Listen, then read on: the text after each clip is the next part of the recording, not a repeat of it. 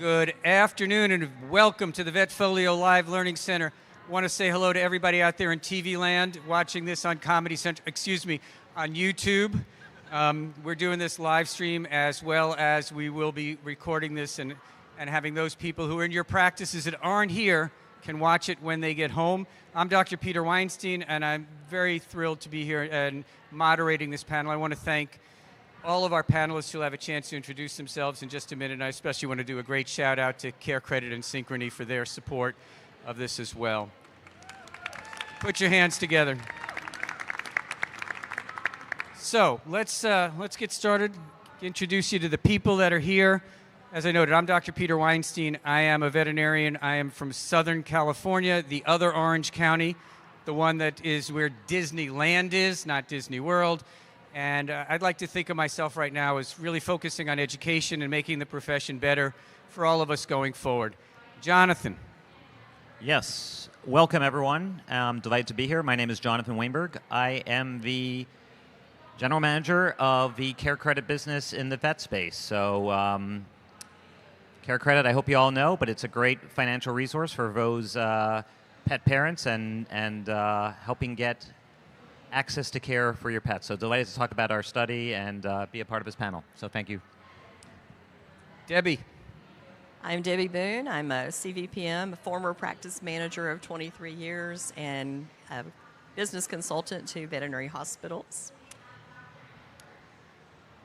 All right, Craig. Good afternoon, everyone. I'm Craig White. I am the president and general manager at Claris Technology. We'll talk a little bit more about what that is, but for folks who want to get all the details, please come to our booth, which is right over there. Happy to be here. And last but not least, Kirk. Thank you, Peter, and thanks for having us out today. Kirk Haggard, CEO of Independent Pet Holdings. On one hand, I want you to think about us as a North America pet ecosystem. We do insurance, we do wellness and other insurance products. But I think a better way to think about us is we're a company of about 2,200 people with over 90% of them who own pets. So it's better to think of me as a pet family company. And we intentionally put pictures of us with all of our pets. Bruce, who's with me in my picture, has his own Instagram account, just in case you're wondering.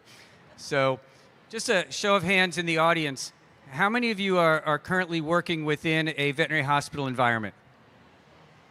Wonderful. Those of you who are in the veterinary world, how many of you are currently seeing more pushback from your clients on the treatment plans you're presenting? Okay. Follow-up question. How many of you are seeing clients delaying or putting off care because of the current economic environment? Well, we hope to address some of those issues while we go through the panel today. Today we're going to discuss some research that quantifies what many of you are actually experiencing real life in your practices, maybe not today because you're here, but when you go back to your practices next week. And also hopefully share with you some solutions from that standpoint. The Pet Lifetime of Care study that was done by CareCredit took a deep dive into the pet-owning population. And what really resonates with me is that the fact that 77 to 88% of pet owners think of their pet as a family member, or as a child, or as their best friend. So, insider information. If you want to wonder where Bruce sleeps at night, it's on my bed. And if you really want to know where a pet fits into the household, one of the best questions you can ask your clients on your Welcome to the Practice form is, where does your pet sleep? So look at the fact that almost 80% of pet owners are four-legged family members. So with that in mind, what impact does your company or the work you do, financing, pet insurance, consulting, technology, supporting veterinary practices, what impact does your company or the work that you do have on the human-animal bond? And so let's start with Kirk. You know, one of the ways that we really strengthen the animal-human bond is through insurance. And really what insurance does is, for many pet parents, it removes that barrier of that fear of, can I really afford the care? You know, what really brings it to life, I think, if you think about the claims that I see per year, I see about just under 6 million claims per year, and I look at it over the spectrum of care that comes from your clinics. I get things like the complex things that you guys do, like surgery. And when I see that, we'll pay out on average between $8,000 and $40,000. But I also see those simple type of cares, think like mild allergies. And there we'll pay out somewhere between $250 and $350. And the thing I always think about, if I'm in a clinic and I'm part of that staff and a pet parent says no, even to that simple treatment, how hard that must be knowing that pet can't get the care they need. So think about insurance as a way of providing peace of mind for those pet families. And it really shifts the conversation from, can I afford this, to what care do I need? And that's what strengthens the animal-human bond. Thank you. Jonathan. Out of order here. So, listen, Care Credit's been around for over 30 years in the veterinary industry. And we like to think of ourselves as a core partner to the veterinarians and to pet parents to get that care that is needed, sometimes in an emergency experience, but sometimes just for reuse. We feel like this partnership has done incredibly well over the last few years, but we're seeing, to your point, increased need for this and usage. So our goal is to make it as easy as possible for pet parents to provide that care to their family member who, whether they sleep on the bed or sleep on the floor or wherever, and making sure that they have access to that. And it's pretty simple. Our mission is very simple. We want to help. We're not the ones that are providing the treatment, but we're providing access to that treatment, and so that's why it works so well. Debbie, you're in practice. Is your boots on the ground working with our audience? What's your take? Well, I'm seeing the pushback too. I'm seeing the cost of care escalate. As we all know, we've seen the prices increase significantly in the last 5 years, for good reason. I mean, there's certainly economic reasons behind that, but our clients still don't know how much our labor costs are, and they really don't care. They want to get their pets cared for, and that's all. So I feel like in my work with practices, I want to help practices make it possible. I feel like we have to be a little more creative than we have been in the past. And we also have to train our teams to communicate well so that we are being transparent about cost, that we are preparing clients about the cost. I will tell you, I was doing some work in a specialty hospital, and I asked the CSRs, I was doing a workshop, and I said, what is the most expensive invoice you have ever billed out in this practice? $70,000. I said, did that make your knees buckle? And I said, oh yes, oh yes. And fortunately, it was an insured pet. So I feel like if we could illuminate those kind of scenarios to clients, because clients are always optimistic, right? Things are never going to happen to my dog. And then something does, and they're completely shocked at the cost. So we need to be proactively coaching them about the possibilities, and that's what I work with. Craig, bring it home. Thank you. The human-animal bond can be broken or interfered with if pet parents are put in a situation where they have to make a decision about whether or not they can afford the care. So Kirk, through IPH, and Jonathan with Care Credit, both offer great solutions for that. The challenge is that if customers don't know that those things will pay or that they're available, it interferes with an informed decision. Claris means to see clearly. We're here to offer solutions that allow pet parents at the time when they're making those decisions to really understand what are the options that I have available to me, how much will I actually have to pay, instead of, in hindsight, finding out later that a decision that they made, believing that they perhaps were going to have to pay more, actually was wrong. Nobody wants to be in that situation. So our job is to try to make that as fully informative and as clear as possible so that pet parents can make that decision and get the best care for their animals. By the same token, vets never want to be in that situation either. You don't want to have to limit the offerings, those decisions about clinical medicine to be interfered with because you're not sure whether a customer can afford the care. So again, our job is to make those things clear, to make those decisions fully informed, and to allow pet parents to make the best decision for their pet when they're in front of you. One of the more significant data points in the Pet Lifetime of Care study is this. There are 2 points I want you to see on this, and one, the larger numbers indicate what the cost is for a dog over their lifetime. It ranges from $22,000 to $60,000. That's the real data. The expected data in the voice of the pet owner is just over $8,000. So there is actually a huge disconnect between real numbers and what client expectations are. That's the data for dogs. This is the data for cats, and again, it ranges between $20,000 and $47,000 over the lifetime of the pet, and that's total spend. That's not just veterinary services. And then the cats expected in the eyes of the cat owners, just over $5,700.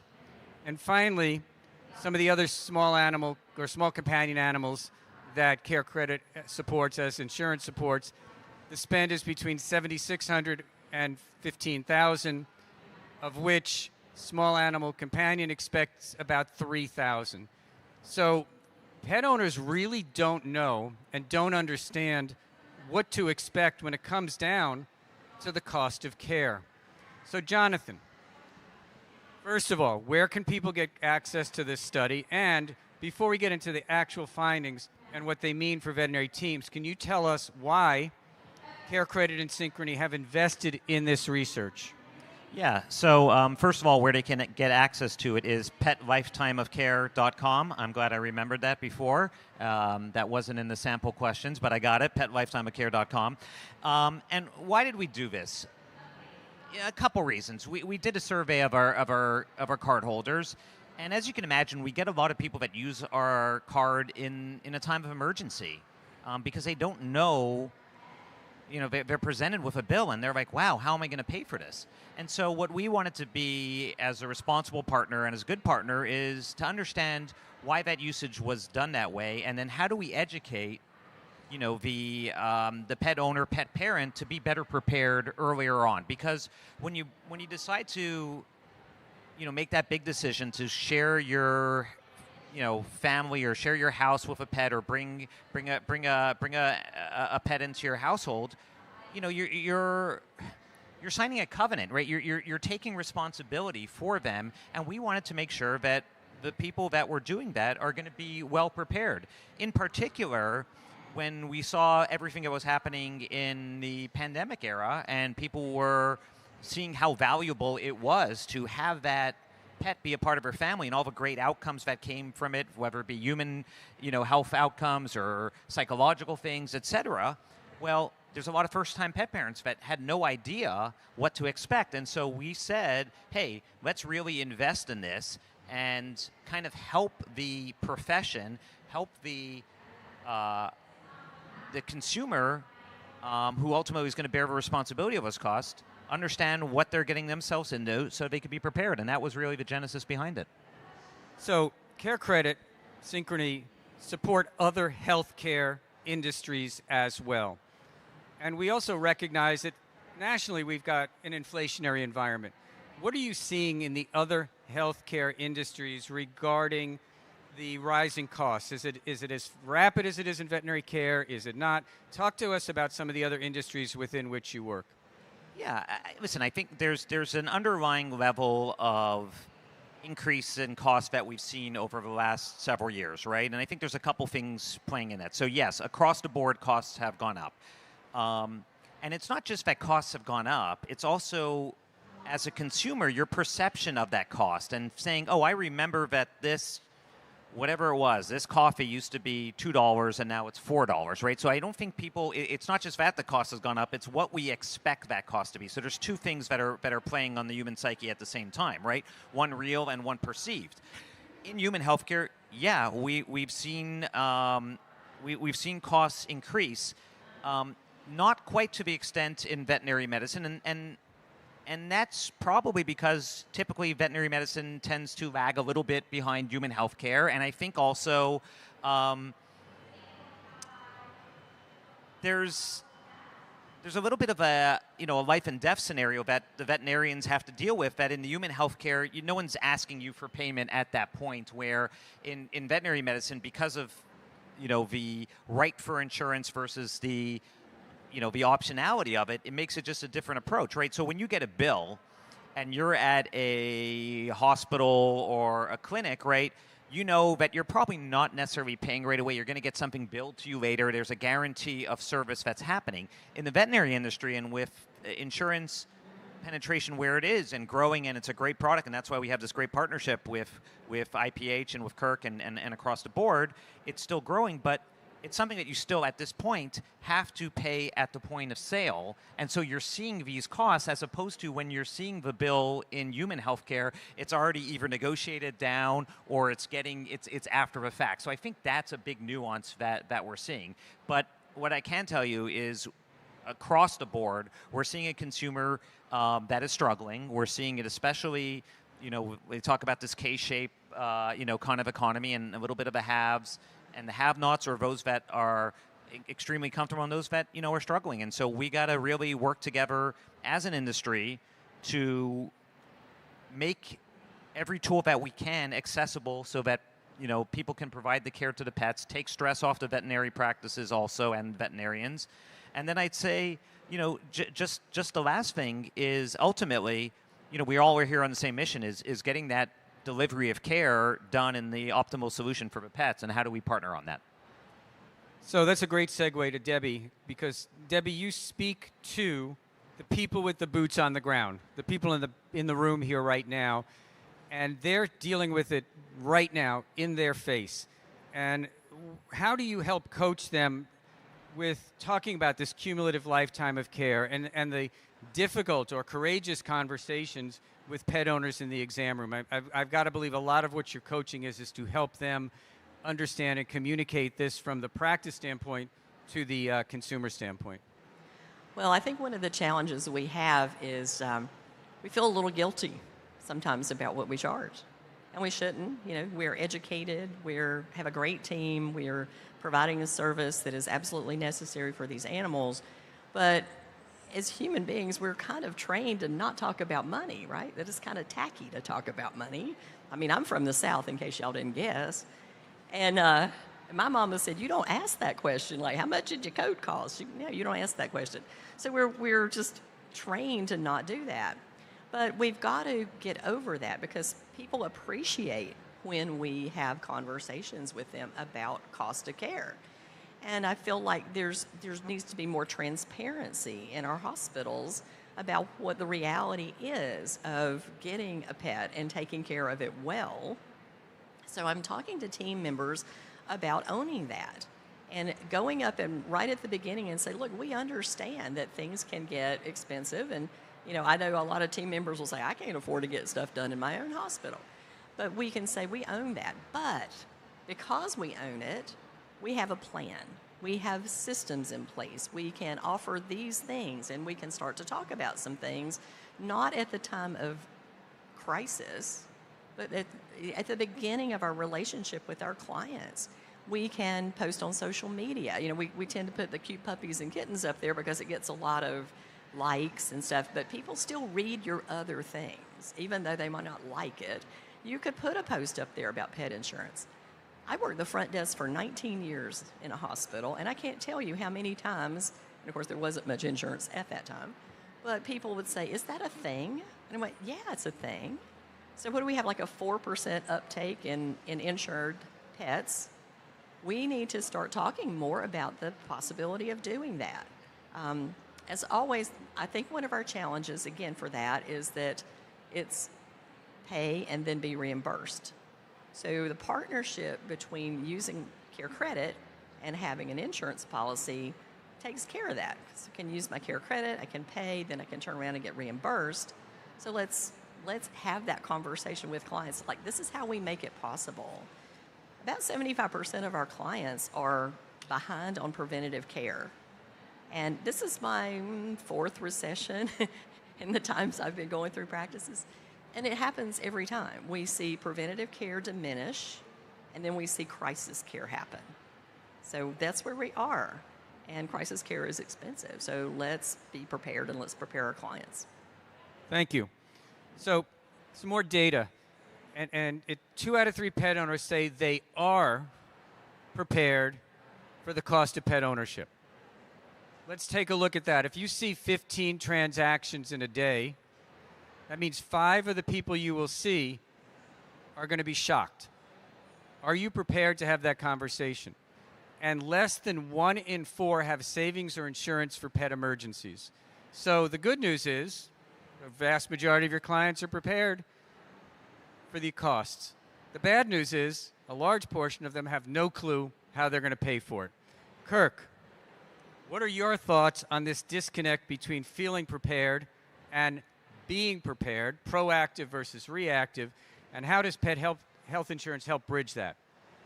You know, when I think about that, there's really 2 things that come to mind. One is most pet families underestimate the cost of care. And then really the second thing is most pet families are unaware of the value of options that are available to them. Now I'm going to use me as an example because I've lived this firsthand as being a part of a pet family. So in my pet family, I'm blessed to have a beautiful mini golden doodle named Tater Tot. And Tater Tot decided one day to jump off the bed, and he didn't get up. He kept falling over.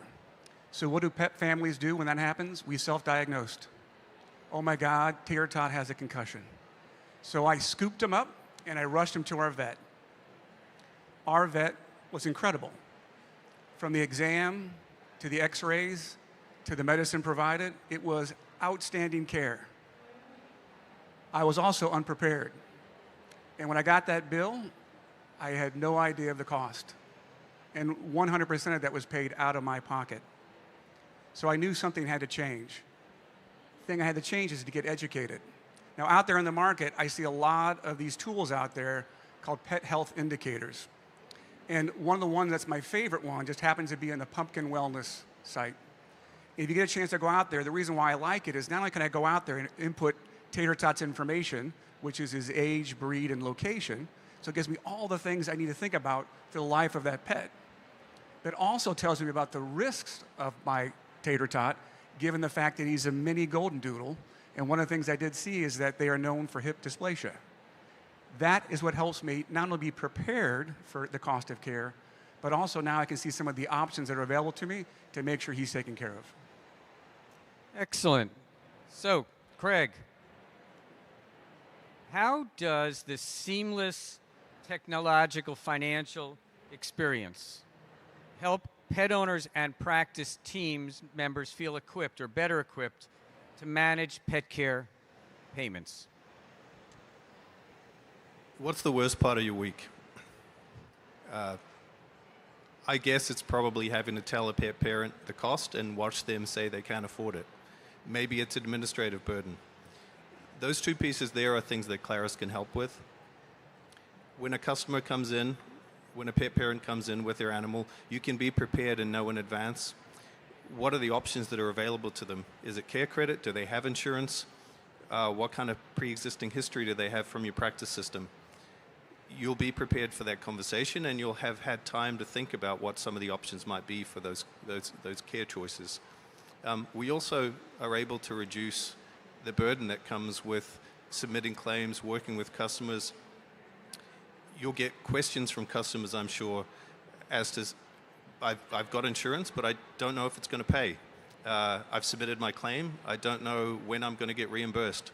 The tools that are available now and the connectivity that is on offer allows us to show you what is available through their insurance plan. Do they have care credit? How much of a balance is left? And how long will it take for them to see that money? So instead of having conversations about financial aspects of care, you're able to focus on the actual care that you want to deliver to pet parents at that time. And the conversation can be focused on the clinical needs of the pet, not the financial side of it. Debbie, how do you, when you're talking with practice teams and you want to help them communicate with clients to get their mindset to change from reactive to proactive, from I'll manage it when it happens to I need to plan ahead, is there some verbiage or wording, or how do you help teams transition in that communication? I think one of the great advantages we have working in practice is the stories we can tell, the cautionary tales. Every one of us has had the dog ate whatever, and somebody showed me an x-ray one day and they said, "What do you think this is?" And I said, "Is it a hedgehog?" It was a bag of nails. It ate a whole bag of nails. So we have opportunity to educate our clients in an engaging way. Because just saying, you know what, the lifetime cost of care is $22,000 to $60,000, you should plan ahead. Well, okay, that doesn't stick. And as I said earlier, everybody's an optimist. You know, you're thinking about, today I'll buy the $5 Starbucks and I'll worry about retirement when I'm 64 and a half. So we need to say, oh, let me tell you what happened. Somebody came in the other day, we did a little routine blood work. Now this dog has a kidney problem. And so now we're having to do this, and this. So these are surprises. And the attachment of an actual event that you can tell a story, and of course you always want to be the one who wins in the end, so don't tell a story where they died, just tell a story where they did well. But we can tell those kind of stories because those things are sticky, and they make people believe because you can tell a multitude of stories. You know, in my practice, we used to have a little pet of the week, and it was the story of they came in, we did a routine care diagnostic because we used to do blood work every year on our pets, and here's what we found. So we just changed the food, and now the pet is great, and it was a happy story in it, right? So we just got to be better storytellers. I love that, storytelling. Some more data. 1 out of 2 pet owners say unexpected expenses are causing increased financial worry. Oh, by the way, their increased financial worry is reflected back to you in your clinical practices. Half are stressed at around $500, 25% at $250. It is very difficult to walk into a veterinary hospital these days for under $250. So 1 out of every 4 client that comes in to see you is having heart palpitations. So Debbie, again, you know, how many transactions a day in a veterinary hospital are at the 250 level or the 500 level? Like just one maybe, right? Almost every transaction of the day is at least $250. I think the average is, $220, and for dogs, $202 for cats. So this is a conversation that we have with almost every client, except if they came in for nails or anals. So we need to be prepared for this and to anticipate that people are going to be a little stressed out about trying to come up with a couple $100 and certainly $500, and put a plan in place and start to have that conversation before they're at the front desk yelling at your CSRs. Are teams prepared for this conversation, or do you think most teams are surprised when we start to let them know this data? I think it depends on the teams. I can certainly say that my practice team was very comfortable having those conversations, but they were also trained. And we tend to put, if you think about the average tenure of a CSR is about 6 months in most hospitals, I don't think they can get comfortable having a conversation about difficult topics, any difficult topics, when they haven't been trained and they've been thrown to the front desk and say, sink or swim, you know, here you are. And we hired them because they just wanted to get in the back anyway, so they don't want to talk to people in the first place. So we need to go ahead and really proactively train our teams and give them financial literacy so that they can help clients and have these conversations and anticipate that we're going to have them a lot, instead of just saying, well, let's hope for the best, and maybe clients will fuss and maybe they won't. And if they do fuss, well, we're going to call the manager up there, and then she's going to deal with it because that was my job. So we want to get our teams prepared. I love that. Financial literacy. Maybe that should be part of the hiring process and onboarding process when it comes to our teams. Hey, Jonathan, welcome back. Haven't heard from you in a while. Are you awake? Just checking. Since we know that a $250 invoice creates stress for 1 in 4 clients, when is the right time to introduce financing as a payment option, and who should do it? When and who? Everyone and all the time probably is the right answer. Thank you. That's good. Next. Listen, we know that people are different, right? People prepare for things in different ways, and we got to meet the customer or the pet parent where they want to be met, right? So it's important. So we would love for people to have it earlier on because, you know, my view is if you look at these stats, right, and then the other stat that we have is that, one in, or 4 out of 5 pets at some point in their life are going to experience an emergency. And then, so why put yourself in that position to be stressed out, right? Be prepared to provide that care, which is, again, why we did that study.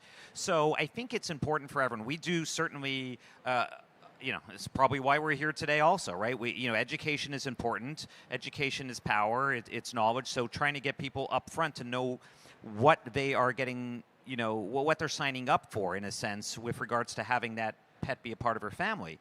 But we also make it easier to apply versus, with QR codes and, technology that reduces the friction of either getting approved or transacting. I think a couple things that, we also do. CareCredit's been in the business for over 32 years, right? So it's important to know that you have a partner that's in there for the long haul with you, right? This isn't a trend for us. This is a commitment from us. This is us saying, hey, this is an area that we're invested in and that we're partnered in this industry, right? There's this, some people on my team might laugh because I say this expression a lot, but there's this expression that I saw when I was in Kentucky visiting an equine practice, and it says, we're not the best because we're the oldest because we're the best, right? And so we know what is important to kind of be compelling and the longevity in this space. And so it's the same thing when you're thinking about what kind of commitment you want as a pet parent, right? So yeah, there's going to be things that you go to the vet and you're scared and you get a $3,000 bill, or even if it's like we see, so many people are stressed by $250 bill and they need it at that point of sale. But ideally, I think more people would like it to have it earlier. It's not, it's certainly with CareCredit, it doesn't cost anything, and you don't have to get reapproved each time. So why not have it earlier on in the life cycle of it, and so that you can continue to have that peace of mind with you at all times. Craig, we heard about Kirk's panic attack when his purebred doodle jumped off the bed. And how does your software, how does the technology, the seamless integrated financial experience help in those situations?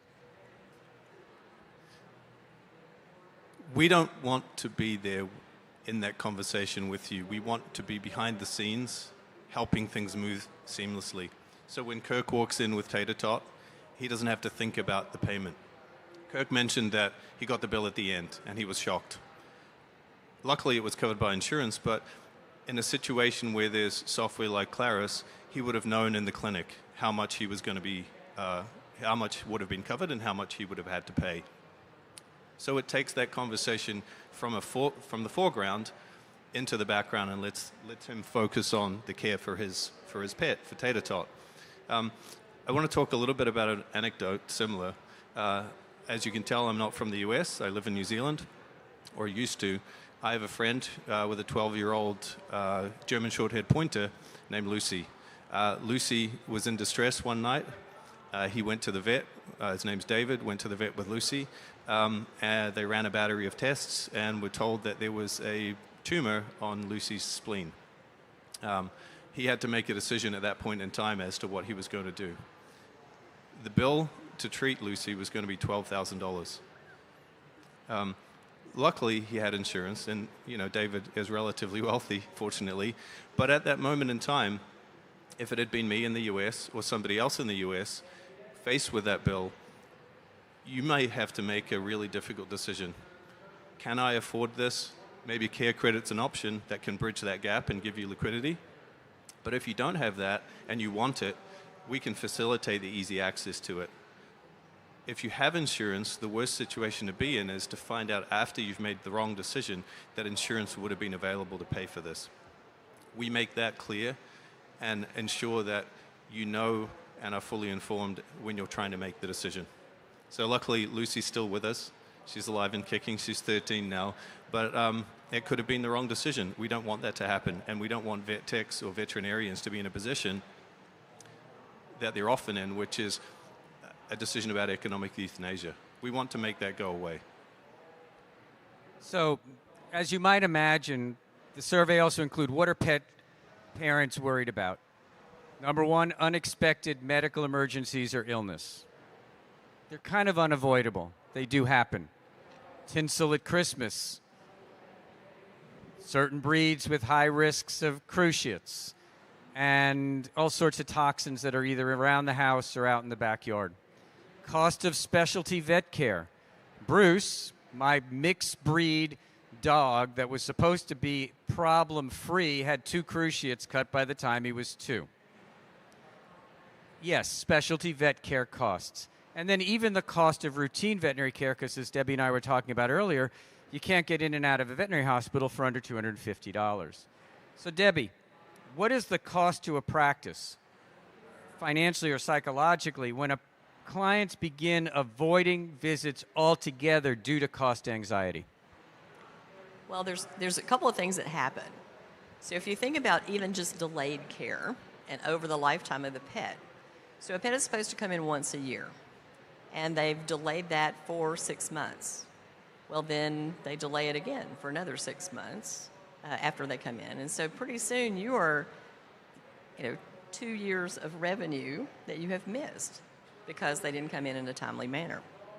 The other part of the equation is we are here to help pets, and it breaks our heart when we can't. And so we start to feel what I used to call veterinary guilt. And we don't want to feel bad about our work. And we have so many successes in a day, but the one that we remember is the one that we didn't get to do. So let's not walk out the door at the end of the day thinking, gosh, I could have saved that puppy, that kitten, I could have fixed that leg, and the client, didn't matter about the 20 other ones that walked out healthy. It matters about that one. So it's a burden on our mental health. Kirk, how does your solution, your product, help pet owners deal with these and alleviate these worries? I think if there's anything that you can walk away today with when you leave this session is really thinking about, of all these tools, the power of what they do together. Because really that's where we can provide that financial and emotional safety net to those pet families. So think about it this way.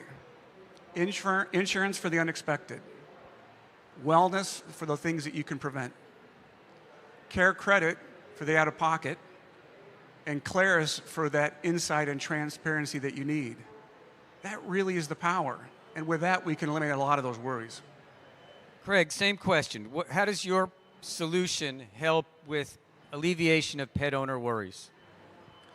So I work in the industry, and I'm familiar with insurance, and I'm familiar with care credit.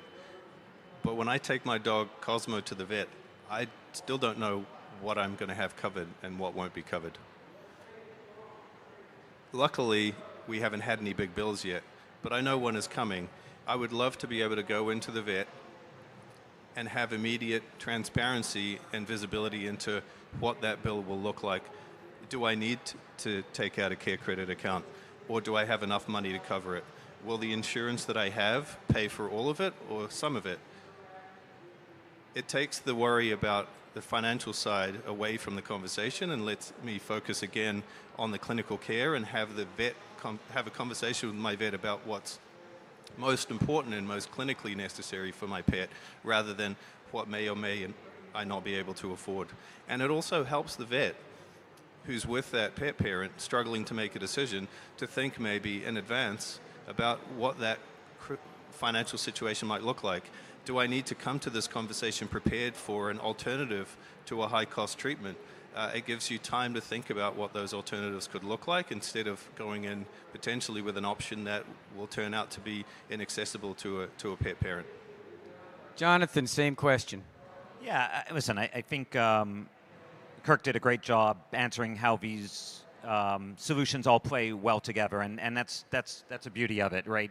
Streamlining this, integrating it so that we're really solving for a solution, because that problem is out there and it's only getting bigger, right? And so integrating these solutions together and more broadly is really helping that pet parent. I think the other thing when you think about care credit is so many people reuse care credit. It's not like you use it once and you're done. You use it, 3-4 times a year. You have multiple pets sometimes, right? So you're using it for one pet, one the other.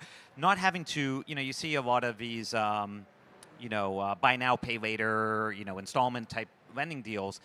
Credit is something that when you need it, it's sometimes very hard to get. And the beautiful thing about a Care credit card is that it's a line of credit that stays with you, that you don't have to keep going and getting approved again like some of these other things. So really taking that uncertainty away from it and having to apply in a stressful period each time for that care is the last thing you should be focused on. There was a stat in one of our specialty lifetime of care where we talked about that 4 to 5 pets are going to experience an emergency, and that 75% of those pet parents were as concerned about the outcome of their pet as they were on the cost of it. So that's not a healthy equation. You should be thinking about solely the outcome of that loved one that is getting the care. So having that card and removing that stress, game changer. I think the one word you use that needs to be bolded, underlined, and mic dropped is uncertainty. If you can help alleviate uncertainty for pet owners, especially in the world in which you're living in right now, it's one less thing that they have to worry about.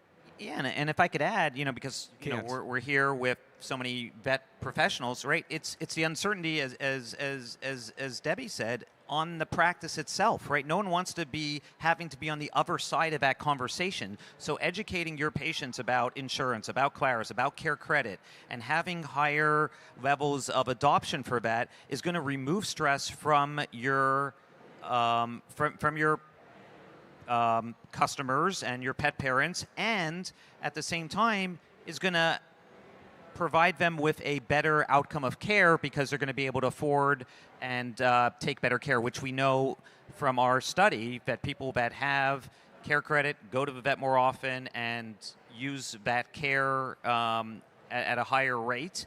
And together with insurance, it's even more so. So it's really something that works very well together, and that's going to help your practice also.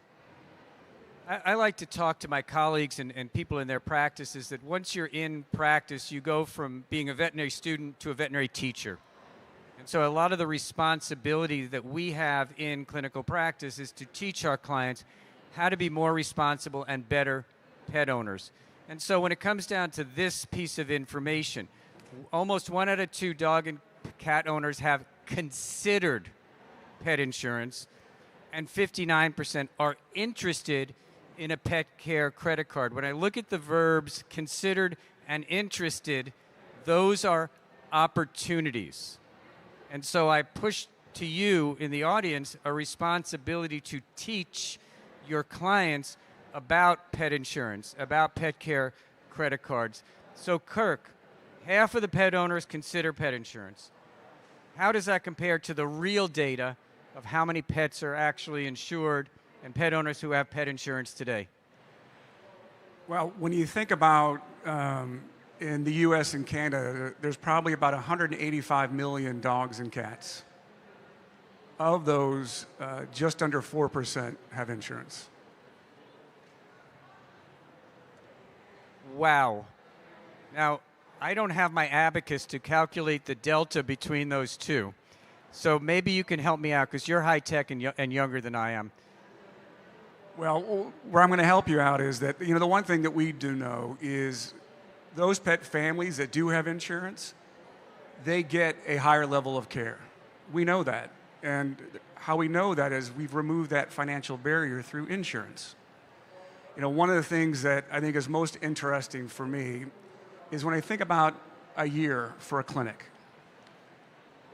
We know that an insured pet family, on average, over that year, will visit that clinic 65% more often than one of a pet family that's not insured. The other thing that we know is that when an insured pet family steps into your clinic, they're 70% likely to spend more when they're there on the care that they need. So really when we think about what we're trying to do here is we're trying to work together in a way where my mission is caring for pets and empowering pet parents. That's your mission as well. So I want to work with you to take that 4% to even higher levels by working with you on education and awareness. So let's do that together. So Debbie, you're in practices. How do you help and you manage hospitals, how do you help the client service team better communicate pet insurance to pet owners who may not even know that, is there such a thing as pet insurance? Yeah, I've had that question many times at the front desk. And of course, at that time, there was only old VIP, if you guys might remember that. I'm really aging myself up here. But I feel like, we can put information out. We can, again, using our social media, telling stories, positive stories, again, about insured pets and how they were cared for. Then we can, I always remember this many, many years ago. I took a class and it said, when you have your credit cards, you want to take those little stickers that they give you and you want to put them right above the handle of the door of your practice. And my boss balked at this, and we had a little argument, and I won. He said, that looks bad. I don't want it up there. And I said, when people reach the handle of your door, I want them to know immediately that there are 5 options of payment before they get to the front desk. So why don't we do that? Why don't we just make sure that we are putting information out there that is in obvious places? One of the most boring places in our hospital is the exam room. The doctors leave, the techs leave, the animals come out to get something done, they come back in, and now people are looking at their phones, but they're also looking around to see, is there fur floating around under your tables, and what kind of gradu is on the wall? So we can give them something to look at, like QR code, information, while they're sitting there with a phone in their hand, bored, that will educate them and will send them to a place that they need to learn. Sometimes when I'm flying on an airplane, I had to clarify that. Sometimes when I'm flying on an airplane, I make the mistake of telling people that I'm a veterinarian. And that means if I'm flying cross country, I have 6 hours of stories that go back to the 1920s. But most commonly, what I hear is people saying, I wish they had pet insurance. It is amazing how many times you've got people who have these stories that have no clue that pet insurance actually exists. Jonathan, 60% of people are interested in a pet care credit card. How do we have that conversation with our staff and communicate that to clients that there is an option regarding a pet care credit card? Yeah. Well, first of all, I'd pronounce it different. I'd say pet care credit card. But that's just, the way I would say it. Which syllabus do I put the right emphasis on? Very good. So, listen, I like to think we've partnered with the industry for a long time, right? And so there's a lot of knowledge of our product that's out there. We have a great marketing team that does a great job in getting the word out, and a team that visits clinics and so on. But it's all about really sharing earlier on in that life cycle, right? Again, I'm going to go back to taking away the uncertainty, taking away the stress. And so particularly in earlier visits, having that conversation, and the same goes for pet insurance. When you have someone who's bringing, whether it's a dog that they adopted from a shelter, or if they have a puppy, talking to them right away about, hey, what is your plan for taking care of this? Have you considered insurance? Have you considered care credit? And all those things out there. And the beauty is, it's mutually beneficial, right? And I don't mean mutually for us. I mean mutually for the pet parent, and I mean mutually for the practice, right? Because as Kirk said earlier, the outcomes and the spend that you see with pet insurance, the same thing with care credit. It removes stress from the practice of having to wonder if this person is going to have to pay or not. It removes the stress from that pet parent of, hey, am I putting myself in a situation that I can't do that? So when you factor all that stuff in there, that's really where it's got to happen. It's got to be early, and it's got to be often, and it's got to be together. And so what Debbie was talking about, being in the in the practice room, or showing it with on your billing statements, and showing people that they have options on their on the website, and so on. It's education, it's education, it's education, because people, as our study showed, just don't realize exactly what they're getting themselves into. And we can do as much as we can, from the marketing side, from care credit side, from insurance's side, right? But ultimately, you are the ones that have that relationship with the pet owner, with that pet parent. You're the one who's talking to them, and you're the most influential one in that relationship. They listen to you more than anyone else. So as much as I'd love to have someone in every single practice across the U.S., I don't have, whatever it is, 28,000 people that could sit there and have that conversation. We rely on you for that, and we realize that there's pressure on that, but you are the biggest advocate for it, and it's also very beneficial for you because you're going to be able to care for those pets even more effectively. So, Craig, your platform actually bridges the pet insurance and the pet care credit card. Did I do that okay? Did I get the emphasis on the right syllable? Care credit card. Pet care credit card. So how can your platform even more help the veterinary hospital teams communicate the opportunities that pet owners have in terms of access to care financially? Within the Claris platform, there's a view that veterinarians and vet techs can see that shows all of the options that are available for different financing mechanisms.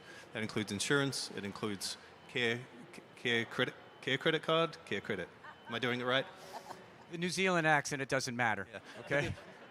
Thank you. So it provides that view to you before the customer walks in, before the pet parent walks in. You can see a variety of different options that are available, so you're prepared by the time they come in. But I think I want to come back to something that Kirk said before about the rate of insurance adoption in the US and North America. When you look globally, other nations have much higher rates of insurance. The UK, we talked about somewhere between 30 and 40%.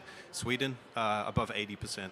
And you ask yourself the question, why is that the case? Why is it that those countries have so much higher rates of insurance coverage or penetration? It's because it's easier. And not proposing that this be the outcome in the US, but in the UK, vets do a lot of that work. The pet parent doesn't have to submit the claim. The veterinarian does it for them. Now, we don't suggest that vets in the US do that, but how can we make it easier for the customer? How can we minimize the amount of work they have to do to benefit from these financial offerings? That's what Claris is here for. It's there to take the burden away from both the pet parent and the vet and make this a seamless process, so that when they come in again, they only think about the clinical side of the care. They maintain that human-animal bond, and the process works without them having to do anything. We hope that that will increase rates of insurance, because we also know that higher rates of insurance lead to better outcomes, more visits, a better relationship with your vet, less skipped care, and greater adherence to treatment plans. With all those things in place, everyone wins. So I want to go off script a little bit, but I think it's important in this day and age where we're starting to see a national data showing decreasing number of transactions, which means that we're starting to lose that relationship with our clients. And, we use marketing to acquire clients. We don't always do a good job of client retention from a marketing standpoint, but let's talk about how the platforms we're talking about here can enhance client retention, which is a lot cheaper to keep them than to try to find new ones. So how does having these options available and well-trained staff and clients who have accepted these, how do these help with client retention? And I want Debbie, who's boots on the ground in the practices, to address how important these tools are for client retention. Well, I feel like the first part of the equation is that clients know that you care, and they know that you have been proactive in helping them navigate challenging times. So the other thing about, and I have looked at the Claris platform, I'm just thinking about my own personal experience in insurance claims, and how many times have clients attempted to file their own insurance claim, ended up back in your practice going, this didn't get covered, And, you could have maybe, and of course, veterinary medicine doesn't have a standardized set of codes like human healthcare does. So it's always a challenge, is maybe we could have invoiced it a little bit differently because we knew what was going to be covered. And that way, those pet owners are having a greater level of satisfaction with your practice, because they're like, oh, these people really care about me. These are my partners in this. They are not just here to get me in and get me out. They really are invested in my well-being and in the success of my pet ownership. So I feel like those are the kind of things that differentiate you from the guy down the road who's in the parking lot giving vaccines out of the back of a pickup truck in a cooler. And when we're looking at how do we retain clients, any of you who know about me know that I am a customer satisfaction freak. And I have written books on hospitality, and I am a believer in that we can bond our clients and retain our clients by looking after them and thinking, how can I help you? What ways can I serve you?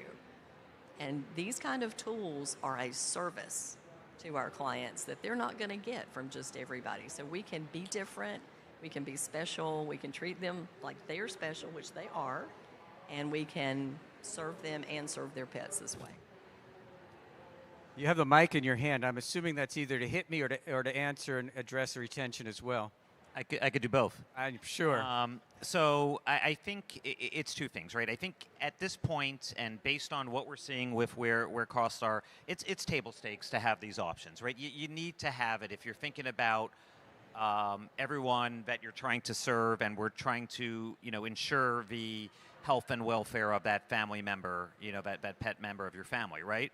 I think so. You got to have it. But when we look at practices that are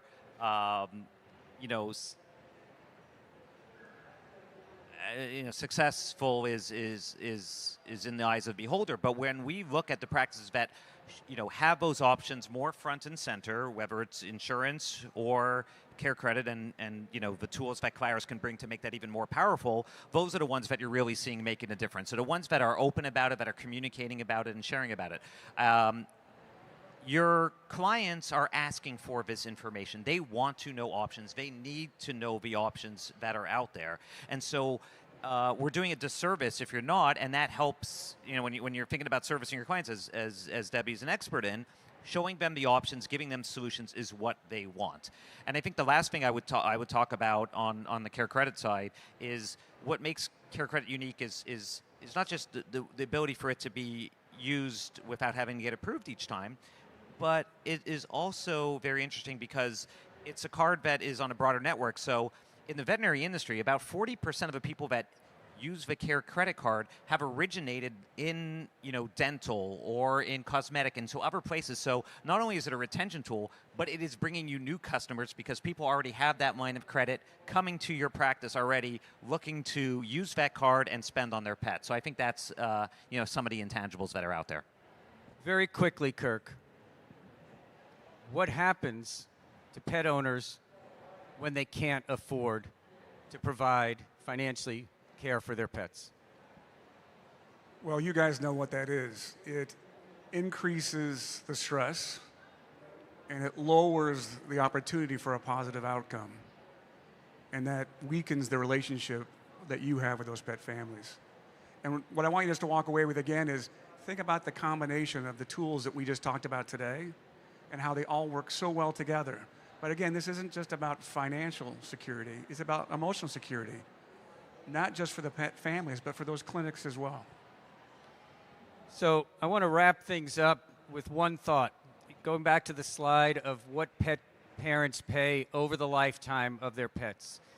If you see a pet once, they spend $250.